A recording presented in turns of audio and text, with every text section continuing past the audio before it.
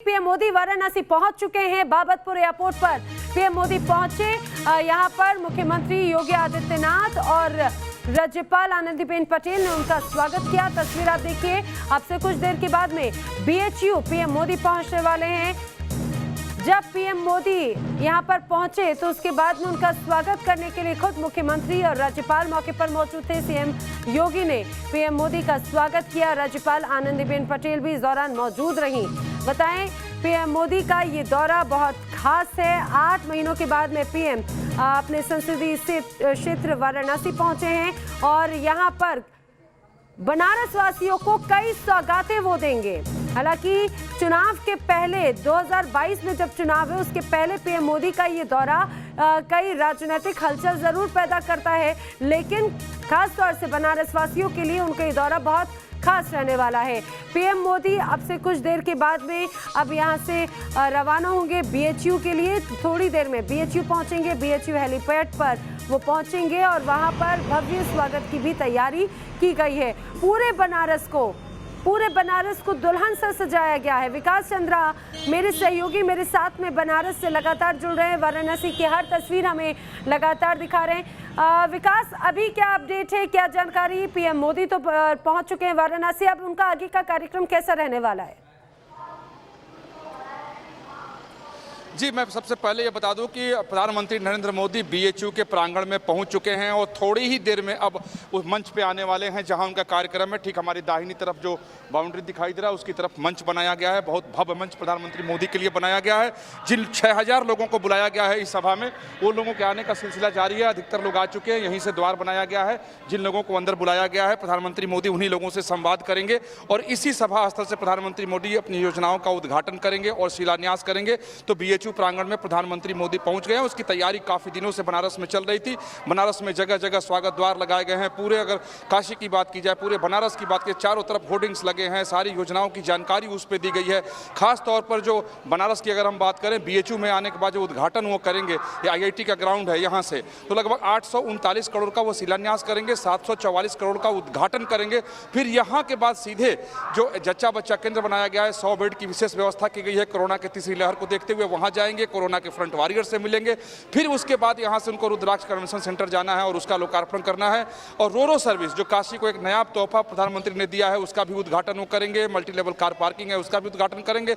इसके साथ ही मतलब कुल मिलाकर 1500 करोड़ से ज्यादा की योजनाओं का आज सौगात प्रधानमंत्री मोदी काशी को देने वाले हैं। इंतजार था, वो इंतजार की घड़ी अब खत्म हुई। थोड़ी ही देर में, यानी कहा कि कुछ मिनटों में प्रधानमंत्री मोदी मंच पर उतरने वाले हैं और उनका संवाद शुरू होगा और उद्घाटन होगा। साथ में उत्तर प्रदेश के मुख्यमंत्री योगी आदित्यनाथ और राज्यपाल आनंदीबेन पटेल भी रहेंगी। दोनों लोग भी मंच पे मौजूद रहेंगे और यहाँ आने वाले कार्यकर्ताओं में इस बात को लेकर के काफ़ी उत्साह और जोश है कि प्रधानमंत्री मोदी 225 दिनों बाद बनारस आए हैं तो उन्होंने ढेर सारा तोहफा बनारस के लिए लेकर आए हैं।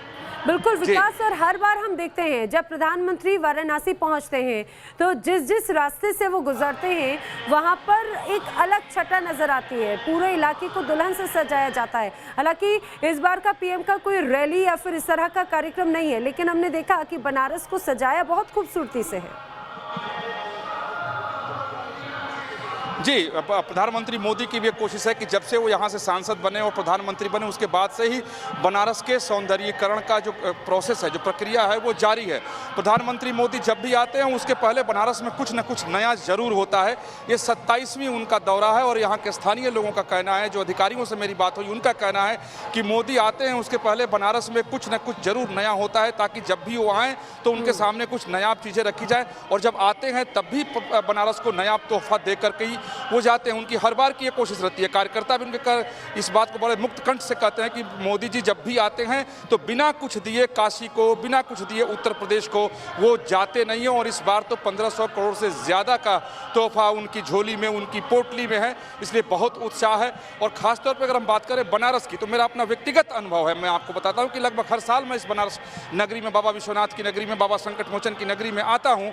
मैं खुद देखता हूँ कि बचपन से अगर तुलना करें या 10 साल पहले से और आज की की तुलना करें तो हजारों प्रतिशत बनारस बदल गया है। जो अव्यवस्था यहाँ दिखाई देती थी, जो तंग गलियाँ यहाँ दिखाई देती थी, जो सड़क पर इलीगल इंक्रोचमेंट्स दिखाई देते थे, पतली पतली सड़कें, वो सारी सड़कें चौड़ी हो गई, सब चारों तरफ साफ सफाई व्यवस्था, यानी अब यहाँ की व्यवस्था चाक चौबंद दिखाई देती है। सुबह ही लोगों से मैं बात कर रहा था, लोग अमेठी और रायबरेली से इसकी तुलना कर रहे थे कि देखिए वहाँ से भी लोग प्रधानमंत्री हुए लेकिन उनको कुछ नहीं मिला, हम बनारसवासी कितने भाग्यशाली हैं कि हमको बहुत कुछ प्रधानमंत्री की तरफ से मिला है। तो कुल मिला के कहें कि प्रधानमंत्री काफ़ी दिनों बाद यहाँ आए हैं लेकिन बहुत ही दुरुस्त तरीके से आए हैं, बनारस के लोग बहुत खुश हैं। बिल्कुल विकास, जरा तस्वीरें भी दिखाइए कि पीएम मोदी अब जब कुछ देर के बाद में यहाँ पर पहुंचेंगे तो उन्हें क्या कुछ नजर आने वाला है। अगर आप उस जगह पर हो तो जरा तैयारियां भी दिखाएं।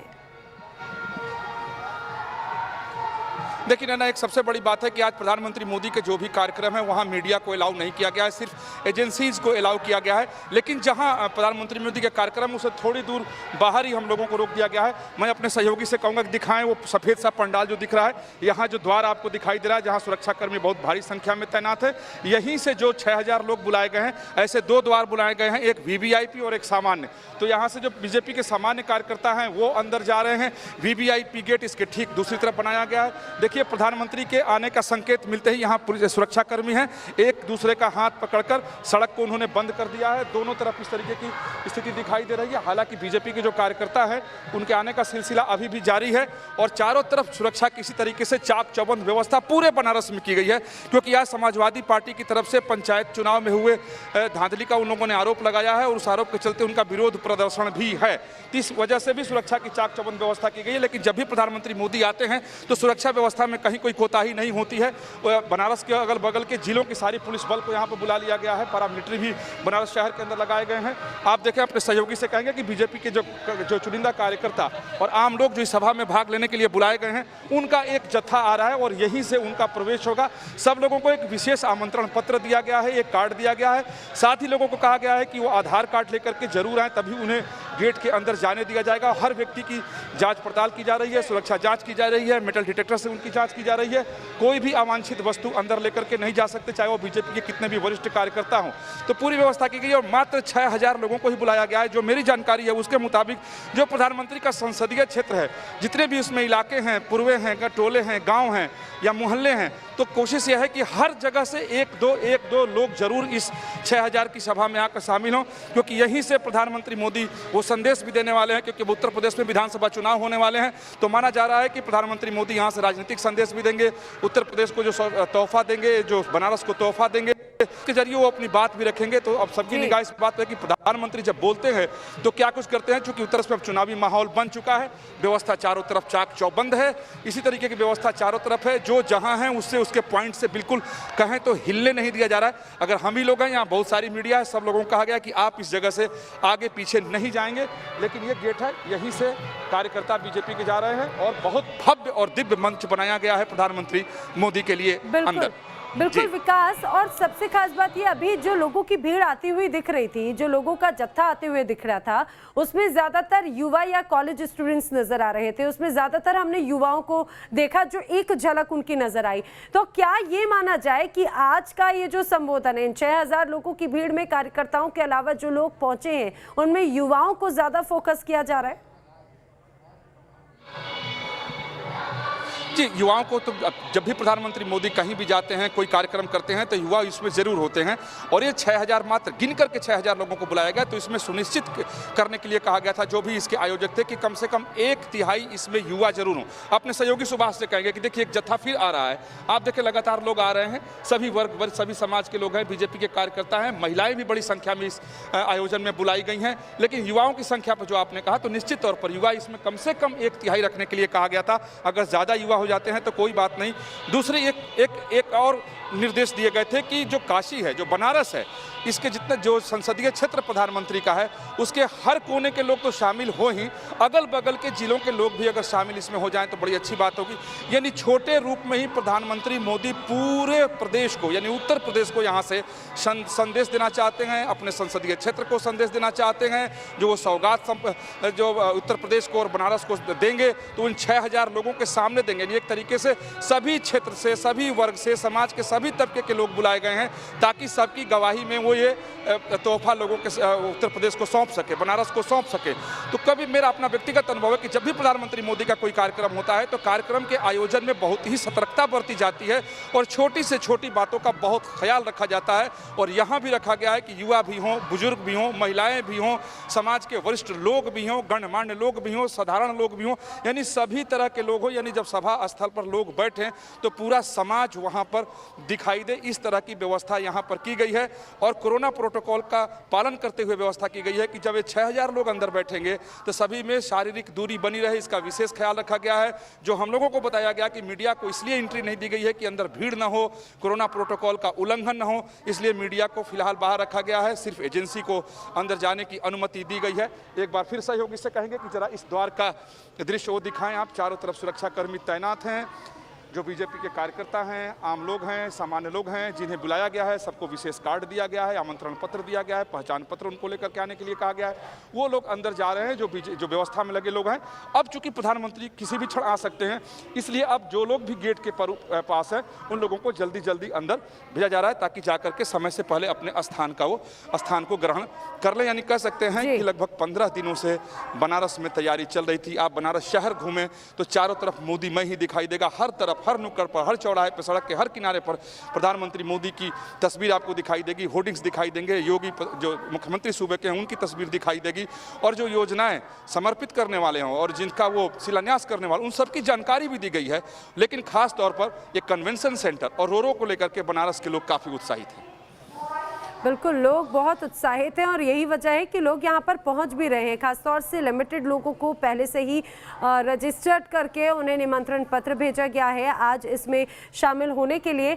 विकास, जैसा आपने बताया 15 दिनों से हलचल यहाँ पर साफ तौर से देखी जा रही थी तैयारियों को लेकर।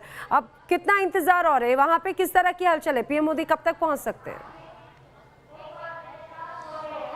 देखिए, प्रधानमंत्री नरेंद्र मोदी का 11 बजे का कार्यक्रम तय किया गया कि बनारस हिंदू यूनिवर्सिटी के IIT ग्राउंड में जो 6000 लोगों के साथ उनका संवाद होगा, तो वो 11 बज चुका है। प्रधानमंत्री मोदी BHU प्रांगण में पहुंच चुके हैं। एक स्वागत का छोटा सा कार्यक्रम था, उसके बाद सीधे प्रधानमंत्री मोदी यहां मंच पर आएंगे। तो अब किसी भी पल प्रधानमंत्री मोदी अपने निर्धारित स्थल पर आएंगे।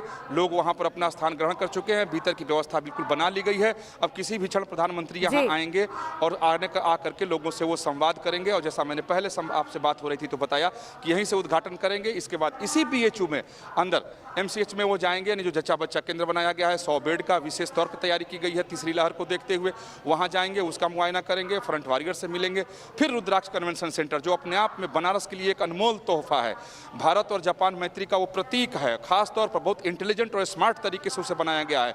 बिल्कुल अत्याधुनिक तकनीकी का उपयोग वहां पर किया गया है। वहां पर प्रधानमंत्री के साथ जो जापान के एम्बेसडर हैं वो होंगे। जापान के प्रधानमंत्री का वीडियो संदेश भी वहां जारी किया जाएगा। तो वहां भी बहुत चाक चौबंद व्यवस्था की गई है।